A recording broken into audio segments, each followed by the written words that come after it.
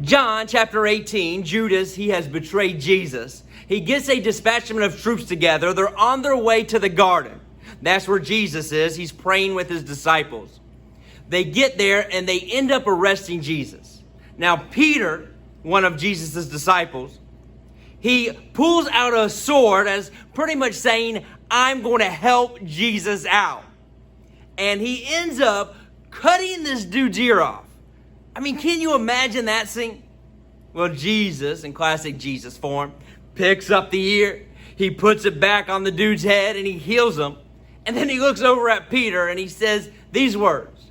He says, Peter, put your sword away. And right now, man, I am looking all over social media and I am seeing fellow Christians picking up our Facebook swords and picking up our Instagram swords and picking up our Twitter swords as if to say, I'm going to help Jesus out. Because why? Because somebody doesn't think the way we think or doesn't believe the way we believe. And we're really even Christians to Christians. And we're pretty much pulling these swords out and we're cutting each other. And I want to remind you, 1 Peter 4:8, it says this. It says, above all, keep loving one another earnestly. Why? Because love covers a multitude of sins. So this is what I'm going to say to you this morning. Just something to think about. Put your sword away.